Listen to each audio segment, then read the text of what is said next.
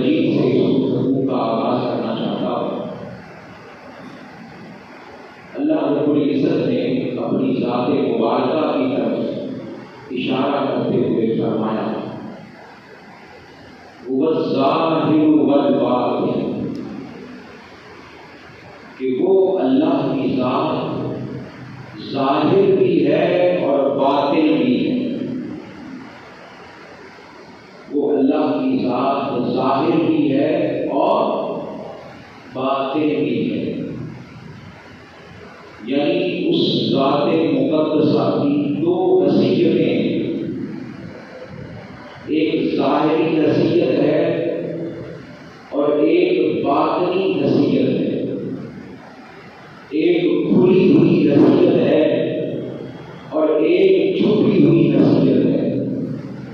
لیکن بطور انسان، بطور مسلمان، ہم اس بات کا اقرار کرتے ہیں کہ ہمیں اس کی ظاہری حالت کا بھی پتہ نہیں ہے اور اس کی باطنی حالت کا بھی پتہ نہیں ہے۔ یعنی اللہ کی ذات وہ ذات ہے کہ جس کی ظاہری حالت بھی ہوگی، جس کی باطنی حالت بھی ہوگی، اس نے بیان جو کی ہے، لیکن ہمیں بطور انسان اس کا ادراک نہیں ہے، ہمیں اس کی سمجھ نہیں ہے، ہمیں اس کا فہم نہیں ہے۔ نہ ہماری عقل میں وہ آ سکتا ہے، نہ ہماری سمجھ میں وہ آ سکتا ہے، نہ ہمارے فہم و فراست میں وہ آ سکتا ہے۔ مولا بات کی سمجھ آ گئی ہمیں، اور میں لوگوں سنو، اسی طرح جو میں نے دین تمہیں دیا ہے، جو دین تمہیں عطا کیا ہے، اس دین کی بھی دو حالتیں ہیں۔ جو اللہ رب العزت نے ہمیں کیا دیا ہے بولیے؟ دین۔ آپ کو میری بات کی سمجھ آتی ہے؟ میں پوچھ لوں، آپ کو میری بات کی سمجھ آتی ہے سب کو؟ چلیے ماشاء اللہ۔ اللہ رب العزت نے جو ہمیں دین دیا ہے، اسلام دیا ہے، اس دین کی بھی دو حیثیتیں ہیں۔ ایک اس کی ظاہری حیثیت ہے اور ایک اس کی باطنی حیثیت ہے۔ بڑی توجہ اس کے ساتھ میری بات کو سننا ہے۔ ایک اس کی ظاہری حیثیت ہے اور ایک اس کی باطنی حیثیت ہے۔ ظاہری حیثیت کیا ہے؟ سن لیں، ظاہری طور پر اس دین مبین کی حیثیت کیا ہے؟ وہ عقیدہ ہے۔ وہ کیا ہے بولیے؟ عقیدہ۔ وہ اعمال ہیں، وہ احکام ہیں، وہ اوامر ہیں، وہ نواہی ہیں، وہ نماز ہے، وہ روزہ ہے، وہ حج ہے، وہ عبادات ہے، وہ نوافل ہے، وہ تلاوت کلام مجید ہے۔ یہ اس کی ظاہری حیثیت ہے۔ اس کی ایک باطنی حیثیت بھی ہے اس دین کی۔ وہ کیا ہے؟ وہ سچ بولنا ہے، وہ اخلاص ہے انسان کے دل کے اندر، اخلاص۔ وہ انسان کی نیت ہے، وہ انسان کے دل میں محبت ہے، وہ انسان کے دل میں پیار ہے، پیار ہے۔ ضمن بات کو روکتا ہوں اور روک کے جملہ کہنا چاہتا ہوں، آپ کو سمجھ آ جائے گی۔ فرمایا آقا علیہ السلام نے، اور میں جس شخص نے زندگی میں عبادات کا ڈھیر لگا دیا ہو، کیا لگا دیا ہو؟ پھر بولیے، عبادات کا کیا لگا دیا ہو؟ ڈھیر لگا دیا ہو، نمازوں کا ڈھیر لگا دیا ہو۔ جس نے زندگی میں 100 پیدل حج کیے ہوں، 100 کتنے پیدل حج کیے ہوں، ایک ڈھیری لگا دی، ادھر نمازوں کی ڈھیری، ادھر حج کی ڈھیری، 100 حج کر لیے، 1000 حج کر لیے۔ اور میں جس نے کعبہ اللہ کے طواف کی حج کر دی ہو، جس نے سفر مروا کی حج کر دی ہو، صحیح حج کر دی ہو، ساری زندگی اس نے گزاری ہی سفر صفا اور مروا کے درمیان ہو،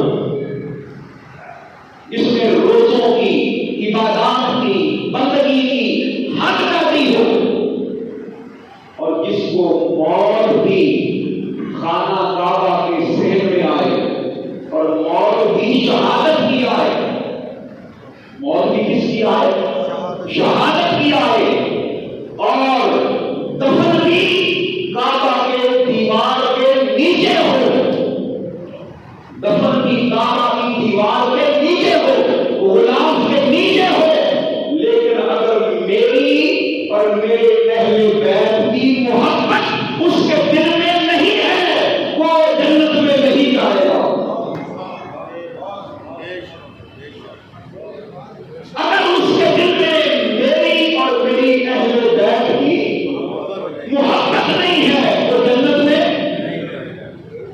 میں نے سارے اعمال آپ کو گنوا دیے، عبادتیں بھی کثرت کے ساتھ روز۔ میرا سوال ہے آپ سے، میرا سوال ہے کہ جو محبت ہے یہ ظاہری طور پر نظر آتی ہے؟ بتائیے، کوئی کسی کے چہرے پہ لکھا ہے کہ یہ محبت کرتا ہے یا خوف کرتا ہے؟ چہرے پہ تو نہیں لکھا، ہو سکتا ہے باہر سے بڑی باتیں کرتا ہو، یہ تو دل کا معاملہ ہے، دل کی چیز ہے، چھپی ہوئی چیز ہے، ورنہ جس کے دل میں محبت نہیں وہ جنت میں نہیں جائے گا، وہ جہنم میں جائے گا۔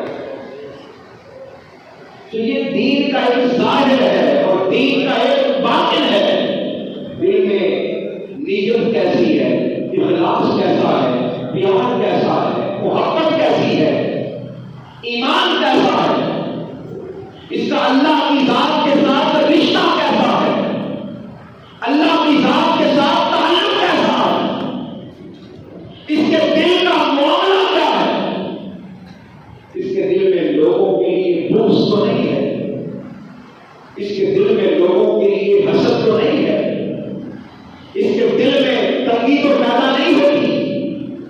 یہ امراض ہے، کیا ہے وہ؟ یہ امراض۔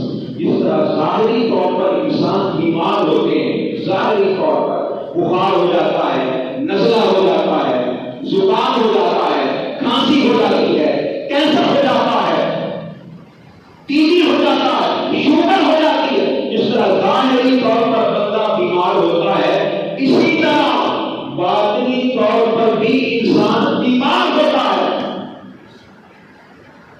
باطنی طور پر بھی انسان، کسی کو غیبت کی بیماری لگ جاتی ہے، کسی کو بغض کی بیماری لگ جاتی ہے، کسی کو حسد کی بیماری لگ جاتی ہے، کسی کو کسی کے ساتھ دشمنی کی بیماری لگ جاتی ہے، تو یہ بیماریاں ہیں۔ اب یہاں پر آپ کو روک کر جو جملہ کہنا چاہتا ہوں، جس طرح دین کا ظاہر ہے، اسی طرح دین کی پروپیگیشن کرنے کے لیے، دین کی تبلیغ کرنے کے لیے، دین کے ظاہر کو لوگوں تک پہنچانے کے لیے اللہ پاک نے علماء کو بھیجا ہے۔ دین کے ظاہر کو پھیلانے کے لیے کس کو بھیجا ہے؟ پھر بولیے، کس کو بھیجا ہے؟ آقا علیہ السلام نے فرمایا کہ علماء امتی کا انبیاء بنی اسرائیل، فرمایا میری امت کے علماء یہ ایسے ہی ہیں کہ جیسے بنی اسرائیل کے انبیاء۔ یہ دوسری فضیلت ہوتی ہے، کیا ہوتی ہے بولیے؟ کسی کے ذہن میں یہ خیال نہ آ جائے گا کہ دیکھیں جی آپ نے علماء کو انبیاء بنا دیا، نہیں، یہ فضیلت ہے۔ کیا ہے بولیے؟ فضیلت ہے، دوسری فضیلت ہے۔ آقا علیہ السلام نے فرمایا کہ میری امت کے علماء کی شان یہ ہے، وہ علماء ہو صحیح، وہ علماء کے نام پر پھٹا نہ ہو،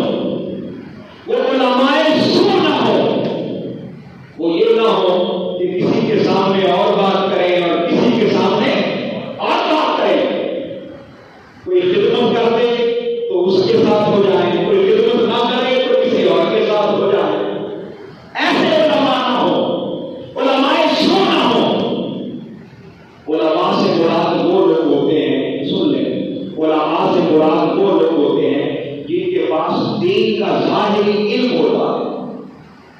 کیا ہوتا ہے بولیے؟ دین کا ظاہری علم ہوتا ہے. جنہوں نے علم کے لیے توجہ کی ہوتی ہے، صرف خالی 4 سال 5 سال 7 سال 9 سال مدرسے میں پڑھنے والا ہی عالم نہیں ہوتا. ہو سکتا ہے 5 سال مدرسے میں گیا ہو لیکن آتا ہی کچھ نہ ہو، آتا ہی کچھ نہ ہو. تو میں اس کی بات نہیں کر رہا. عالم وہ ہوتا ہے جو مدرسوں کا محتاج بھی نہیں ہوتا. اللہ پاک علم اس کے سینے میں اتار دیتا ہے، معرفت اس کے سینے میں اتار دیتا ہے، اپنے دین کی عظمت اس کے سینے میں اتار دیتا ہے. میرا آج کا موضوع نہیں ہے، انشاءاللہ کسی دن اس پر میں گفتگو کروں گا کہ علم اور علماء کیا ہوتے ہیں. تو یہ جو ظاہری علم کو سیکھتے ہیں وہ علماء ہیں، اور دین کے ظاہر کی جو حفاظت کرتے ہیں وہ بھی علماء ہیں. اچھا، دین کا ایک باطن بھی ہے، دین کا ایک بولیے باطن بھی ہے، چھپی ہوئی چیز بھی ہے، وہ کسی کو نظر نہیں آتی. میں نے کہا وہ انسان کی نیت ہے، وہ انسان کا اخلاص ہے، وہ دل میں محبت ہے، وہ دل میں پیار ہے، وہ عشق ہے، وہ بیماریوں کی سے نجات ہے، علاج ہے. اس کا بھی تو کوئی ڈاکٹر ہونا چاہیے، اس کا بھی تو کوئی ڈاکٹر ہونا چاہیے، کوئی طبیب ہونا چاہیے. تو سن لیں، دین کے ظاہر کا علاج کرنے والے، دین کے ظاہر کو لوگوں تک پہنچانے والے وہ علماء ہوتے ہیں، اور دین کے باطن کو ستھرا کرنے والے اولیاء ہوتے ہیں. دین کے باطن کو ستھرا کرنے والے، اخلاص کی دولت سے مالا مال کرنے والے، اخلاص کو اعلیٰ مقام تک پہنچانے والے، بندے کو اللہ سے ملانے والے. اگر آپ کو اس بات کی سمجھ نہیں آئی، اگر آپ کو اس بات کی سمجھ نہیں آئی تو سن لیں. مثال کے طور پر نماز کی بات کر لیتے ہیں. نماز کی بھئی نماز آپ نے کیسے پڑھنی ہے؟ نماز آپ نے کیسے پڑھنی ہے؟ طہارت کیسے حاصل کرنی ہے؟ یہ کون بتائے گا؟ علماء بتائیں گے. کون بتائیں گے بولیے؟ بھئی آپ نے وضو ایسے کرنا ہے، کپڑے پاک کیسے کرنے ہیں، جسم ایسے پاک کرنا ہے. یہ کون بتائے گا؟ بھئی ظہر کی اتنی رکعتیں ہوتی ہیں، عصر کی اتنی رکعتیں ہوتی ہیں، مغرب کی اتنی رکعتیں ہوتی ہیں. آپ نے پہلے قیام کرنا ہے، پھر رکوع کرنا ہے، پھر سجدہ کرنا ہے، پھر تشہد پڑھنا ہے. یہ سارا کا سارا کون بتائے گا؟ بولیے نا، علماء بتائیں گے.